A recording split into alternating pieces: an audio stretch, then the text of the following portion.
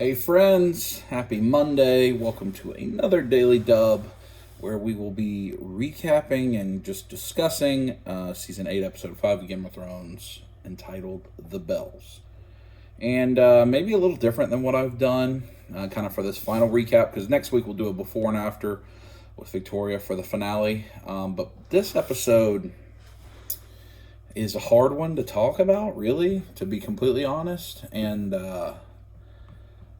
I don't want to just spend a lot of time recapping. I'm going to give a quick recap, and then we're just I'm going to stream of consciousness some thoughts. I haven't had time to fully digest it. My mom's visiting for Mother's Day. Happy Mother's Day, Mom. And we've been doing some other things tonight as well. So let's just kind of go briefly through the recap. So we've got, it starts with Varys, and you can see he's using his whisperers to try to tell someone we don't know that Jon's lineage and he should be the true king and all of that. Then we get a scene with Varys talking to Jon. Hey, I know you should be the king. Jon saying, I don't want it. Then you get Tyrion talking to Daenerys saying you've been betrayed. And a big foreshadowing moment, she says, yes, I know it's been Jon. And Tyrion says, no, Varys. And then Dany says, yeah, but Jon told Sansa. Sansa told you. You told Varys. Ultimately, Jon is the one that betrayed me because I asked him not to tell. And then also Tyrion, you. Why didn't you tell me right when you learned? Why did you go to Varys? How can I trust you? So kind of some foreshadowing there. What's to come? We see Varys. He seems to burn his letter.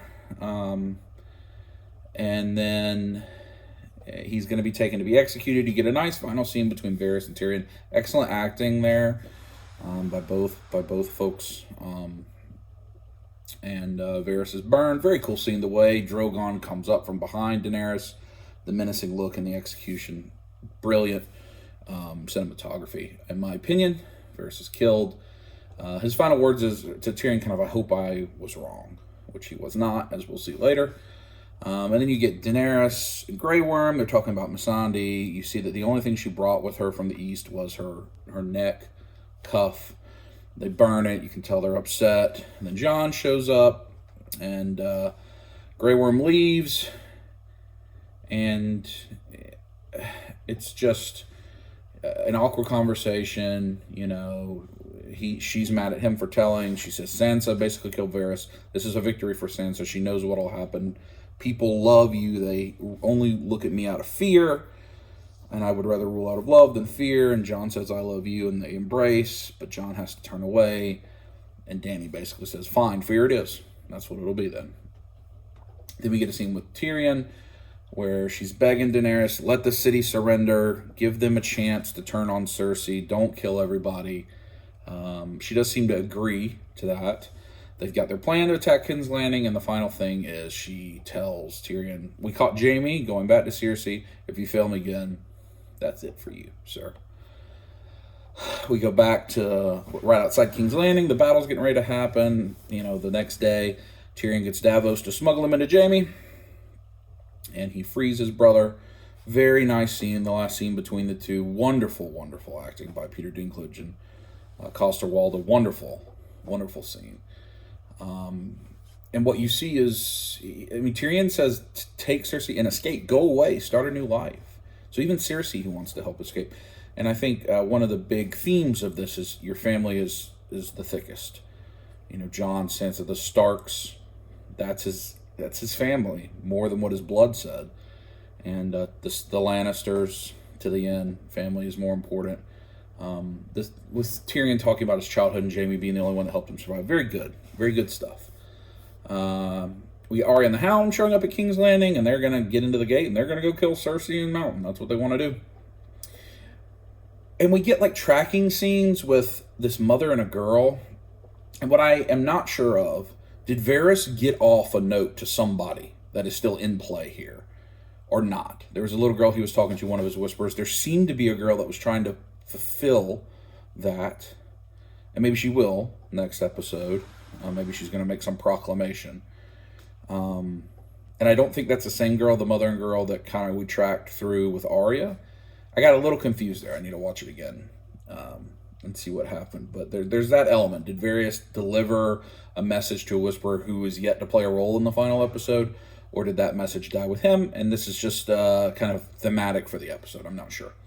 But they don't get in the gates. Jaime doesn't get in the gates. He has to go around a different way. And then basically we get a war to start with, where Daenerys and Drogon are just destroying soldiers. She destroys the Iron Fleet. She destroys all the Scorpions on the walls. She destroys the Great Gates. She destroys the Golden Company with Harry Strickland. It's a war. That's great. Like, she's there as the number one soldier. Why? She just learned to swoop from above and come from behind instead of just making herself vulnerable to the crossbows. I don't know. A lot of the strategies she used in this episode, maybe you could say she learned them from her mistakes riding the dragons. Previous episodes, maybe. But all of a sudden, she did all the things that people on the internet said, why didn't you do this? Why didn't you do that? She did it this time. So I was fine with that. That's good. She's just kicking people's buttocks. And it was good. Then you get the Dothraki and the Unsullied. They charge through the gates. And basically, Daenerys' army is kicking the butt. Lots of dragon burning, but she's only attacking soldiers and armies at this point. It's actual war. It's people that are involved in the war, not the innocent people. You've got Jaime. He's trying to get to Cersei. Cersei's up in the Red Keep with Qyburn in the mountain. She doesn't want to leave. The Red Keep's never fallen. She doesn't want to surrender. She believes that her armies will defend her. Da-da-da-da-da, even though she's looking down on just carnage.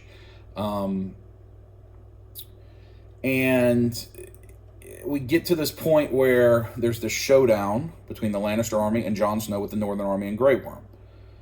And the Drogon's just destroyed everything. And finally, the Lannister army throws down their swords. They surrender.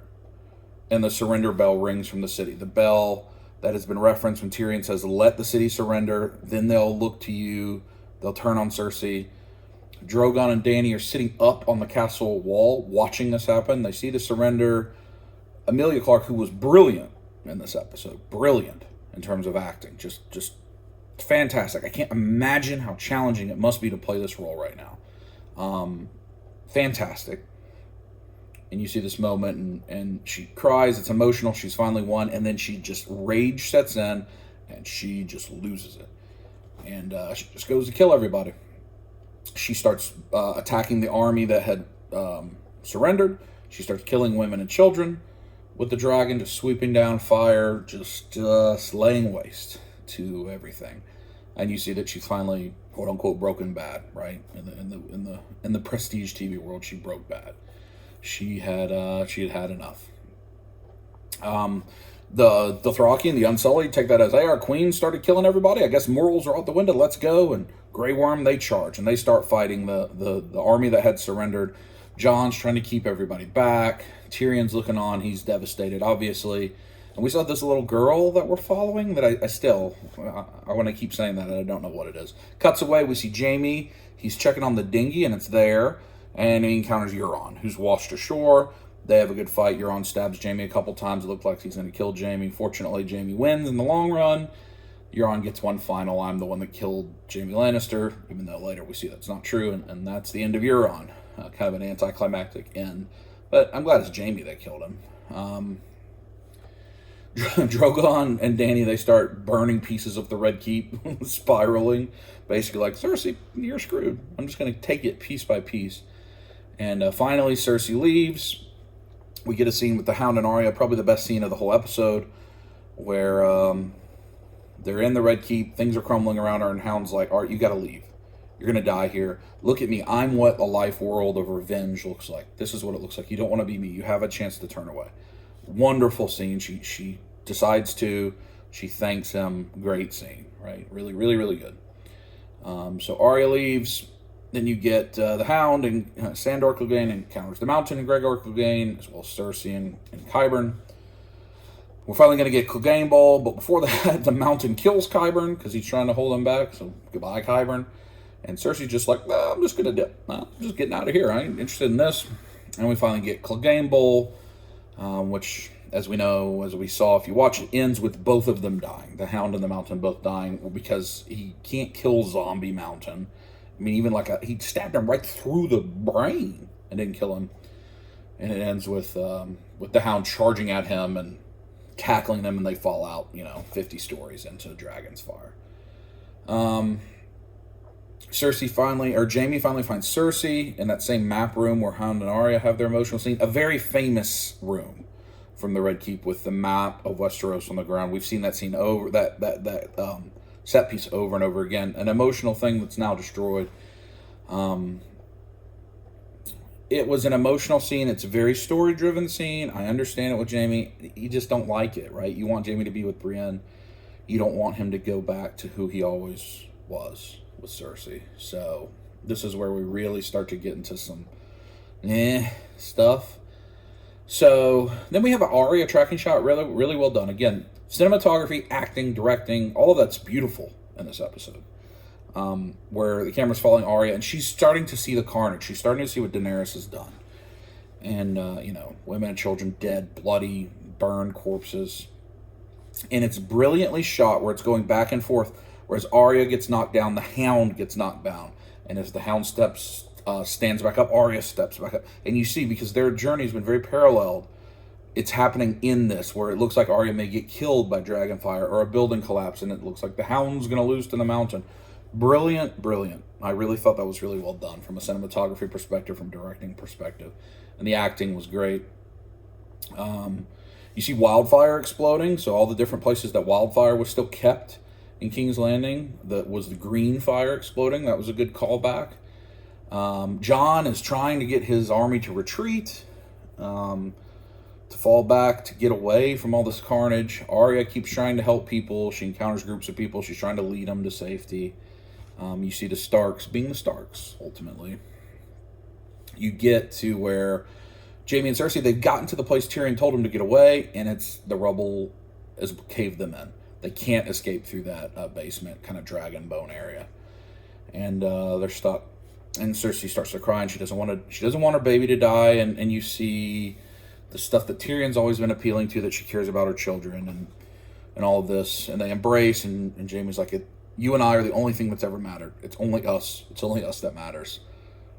And they die as the Red Keep collapses upon them. At least that's what we're led to believe. I think they're dead.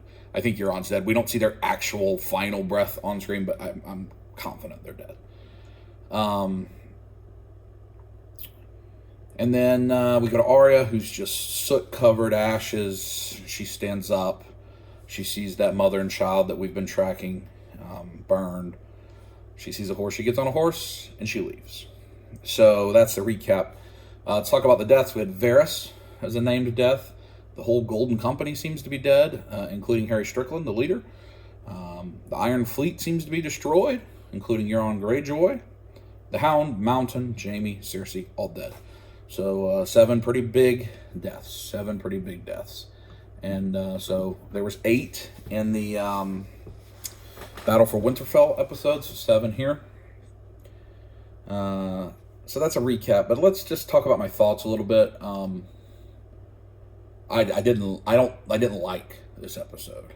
And what I mean by didn't like is Daenerys Targaryen, when this season started, before the show ever happened, she was my very favorite character in all things. Superheroes, fantasy, science fiction, comic books, television shows, everything. My favorite fictional character was Daenerys Targaryen. I love her. I love her journey. I love her story. She has dragons. Dragons are my favorite mythical creature. I love her. And I don't like what's happened. I don't like what's happened to her. If you've been watching these each week, you've heard me talking about it. I really hope it's not the way it goes. I was talking to my older sister, Kim, today. I should have seen it coming years ago, before the show ever started, when in the book we were like, oh, Jon's going to be a Targaryen. We're like, oh, that's cool. What a good plot twist. We figured it out. And we didn't actually think about what the consequences of that means. If there's another Targaryen, there's a threat to Daenerys. And then what does that mean? And that's where we're at with 1 episode left. She's become the Queen of Ashes. She's become, quote unquote, the Mad Queen, is what they want you to believe, even though, most rulers have sacked the capital city and killed a bunch of people. That's no different than what Stannis was doing. It's no different than what kings and queens have done in these stories for a long time. But she said she was going to be different. She wanted to break the wheel and all that stuff. And I was disappointed in her choices. as a character. I'll say that. So I'm not going to criticize the writing, because this big of a thing, people online are going to say, well, Benioff and Weiss, they are not very good as writers. See what happened when they didn't have George Martin's source material anymore. Look at this Daenerys stuff. I personally believe if he told them the outline of the ending, Daenerys becoming the Queen of Ashes is the major plot point. He would have said that. He would have said, Daenerys is going to turn. She's going to become a villain. She's going to be vilified. It's been heavily foreshadowed. People have thought that Daenerys could become the Queen of Ashes long before the show ever began. They've foreshadowed it all throughout the show. She's made choices. I mean, we started this season with Sam going, are you sure she's going to be the right queen? And that's from a choice she made in the season before. We've seen her do stuff in seasons 4, 3, 4, 5, where she kills all the calls. There's just different things she does where you go, oh, was that the way it had to be? That maybe was a little extreme. So it's been there. It's been there all along. It's in the books all along. It's not, I mean, I could be wrong, but I'd be shocked if this was a choice the TV show made. That's not part of the story. It's part of the story. It's got to be part of George Martin's story. It would be, if it's not, they've completely fundamentally changed the ending. And maybe they did that. But he has said, he gave him the outline of the ending. They seem to be following it with a major character. She's certainly a major character. So, I don't know. I don't like it. I just don't like it. We seem to be foreshadowed for Arya going to kill Daenerys. That's my opinion of what's going to happen. And I feel like we're going to get something like Arya kills Daenerys. The individual kingdoms rule themselves. Sansa's ruling in the north. Jon is so devastated by the whole thing. Daenerys dying. Arya having to do it. Him being wrong about Daenerys. Etc., that he goes and lives way up in the north. We talked about this last episode with Ghost and with Torment and all the pure people that are like him. And he just gets away from it all. Tyrion, I don't know. I'm not sure that Daenerys doesn't execute him, because she's going to find out that he let Jaime out. But maybe Arya saves him. Arya's storyline is a little confusing, because now all of a sudden she wants to go back to Gendry and be a lady, or maybe she was kind of being a knight, so to speak. She was trying to help people, but the list is done. Faceless Man stuff seems to be done, unless she's going to do it one more time. She's going to take someone's face to kill Daenerys, and make Arya the true hero of the story, which it looks like it's going to be. Arya's going to become the truest hero of the story. I did not like the Jaime choices. That I could see being not George's work. Maybe that he's going to go back to Cersei, but not sleeping with Brienne and the knighting of Brienne. Maybe Jaime was always going to go back to Cersei and that's it. I could see that being changed. Arya killing the Night King certainly could be an original TV thing, because the Night King doesn't even exist in the books. There is the leader of the White Walker kind of figure, but it's not called the Night King. So that could be unique to the TV shows. I just don't like it. I don't like, and again, I'm not critical of the writing, as in the script made sense. The episode was an incredible piece of dramatic television. You're on the edge of your seat. You're wondering what's going to happen. You're devastated by it. And don't get it twisted, right? It's easy to talk about Game of Thrones without going in depth and saying Game of Thrones made its name by killing people. That's true. But what it really did was it made its name by surprising the viewer, by surprising you, by doing things that really made you think about what had happened and talk about it. And yes, killing Ned Stark in the first season is a big part of that. The Red Wedding is a big part of that. The Battle for Blackwater Bay is a big part of that. Cersei killing everybody in the Sept, that's a big part of that. But so was Joffrey dying, who was a character that we wanted to die, but we were so surprised. The stuff with Ramsay and Sansa it's all shocking. It's surprising. It's a story that keeps you on your toes. It's not predictable. But when an event happens, you see the foreshadowing of it, right? Olenna Tyrell killing Joffrey. Once you knew it was Olenna, it made perfect sense. You saw the writing was careful and it got you there. You just didn't expect it. This is no different. You thought Jaime was going to kill Cersei or Tyrion's going to kill Cersei. No, Cersei just died from Dany, ultimately. The Clegane Bowl happened, but was that the way we thought it was going to end? We certainly thought Arya was going to finish her list. She didn't. And we've been taught to cheer for Daenerys Targaryen. She's our queen. And now we don't want to. So there was a couple things. Somebody said, one of the cast members said, the ending of Game of Thrones will put you in therapy. That was Gwendolyn Christie, I think. You can see that coming. And somebody said, I don't remember, I think maybe Emilia Clarke said it was bittersweet. No, George Martin said the ending is bittersweet. Well, if we have been taught to cheer for Daenerys to be on the Iron Throne, to be the ruler at the end of this story, and she is the ruler, except she's the evil ruler, by definition, that is a form of bittersweet. I just don't like it. I just don't. I don't like it. And an element of it is just because I'm not reading it in the books, and maybe in the books it's a slower burn, it's a slower turn, and because there's plenty of characters in your media that you consume that you like for a while and then you end up not liking because of choices they make. That's normal. That happens all the time. When their true colors are revealed. We've just spent so much time with Dany, and it's not often that it is basically the main character that turns and becomes bad. Now, there's still one episode to go, but it sure seems like either Arya's going to kill her or we're going to get the Jon Daenerys showdown. And Jon's the pure good. I think Arya's the pure hero. And I don't know what's going to happen. So I don't imagine this as being well received, but I hope people will think about it intellectually and critically. To say that's a bad episode of television is a falsehood. It may not be an episode of television you liked in the sense that you wanted it to happen, but it's one of the most amazing spectacles that's ever been on television. And the cinematography is amazing, and the acting is amazing. For all I've said about not liking where Daenerys is going, Emilia Clarke has been unbelievable. You see Emilia Clarke on Jimmy Kimmel and all this, she's the most goofy, lovable person in the world. Then she has played this compassionate, loving person that we cheer for, and now she has to be like just vengeance-filled, rage-fueled empress. And it's got to be hard for her. And so hats off to her. Peter Dinklage is brilliant as always. I thought Lena Headey and Coster Waldau in their final episode as Cersei and Jaime were wonderful. I think Rory, I don't remember his last name, the guy that plays the Hound, great. Conleth, Varys, excellent. I mean, the acting has just been unbelievable in tonight's episode. And again, in things that are hard. So don't minimize it. Don't minimize the people, the real life people that have created this by saying, oh, stupid. It's not stupid, right? You may not agree with the story, or it may not be the way you want it to go, which you can write your own story, and then it can go the way you want it to go.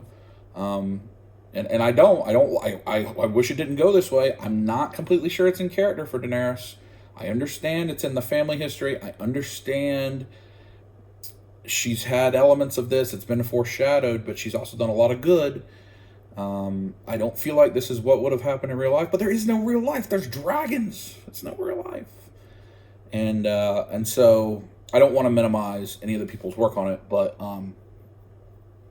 it's just not what I was hoping for. But that happens sometimes, and I wouldn't say I'm disappointed.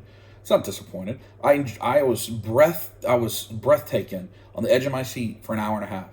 That's great entertainment then. It's great entertainment then, right? I mean, no different than Infinity War. Infinity War didn't end the way anybody wanted it to end, but you were on the edge of your seat. And we're just not used to things like this. And I'm sure there'll be some form of the good guys winning in the end, but there's also going to be a lot of, I mean, all the bad guys are dead now, technically. If you think about who's still alive, you've got the three Starks and Jon, Tyrion, Daenerys, Davos. That's it. That's everybody that's left. Grey Worm. Those are all of our friends. We like all those people. At least a couple episodes, we liked all those people. We were cheering for all of those people to not die 2 episodes ago. Brienne is still alive. I guess Yara Greyjoy and Dario, if they show back up, are still alive. But those are the people we've been cheering for. So we're going into the final episode with all the bad people dead. And yet, we're uncertain about what's going to happen and we're not sure we like it. So if you go back to my original point, Game of Thrones has always been known for being unpredictable and for shocking you. If somebody could have told you 6 weeks ago, we're going to go in the final episode and Daenerys, Jon Snow, Sansa, Arya, Bran, Brienne, Davos are the only people going to be left alive. Grey Worm. You're going to be like, oh, great. That's wonderful. It's going to be a great Tyrion. It's going to be a great ending. So it's unpredictable. It's done what they've always done. Just people, don't think quite as critically about it. So anyway, I'm disappointed in the choices of Daenerys Targaryen. I'm not necessarily disappointed. I mean, I guess ultimately I would be disappointed in the choices of the author, of George Martin, if he's dictated this. But I don't think I really am, because he's crafted an incredible story. And it's his story to tell the way he wants to. It's not my right to judge that. So we'll see. And I think the way that this show is going down in the final season is going to make, if he can just finish his last 2 books, they're going to sell so well, because people are not going to be pleased with the ending of the show. And they're going to want to see if it's different or not. So anyway, I know I talked longer than I thought. I got to go to bed. It's been a long day, but I appreciate you watching. We got one more to go.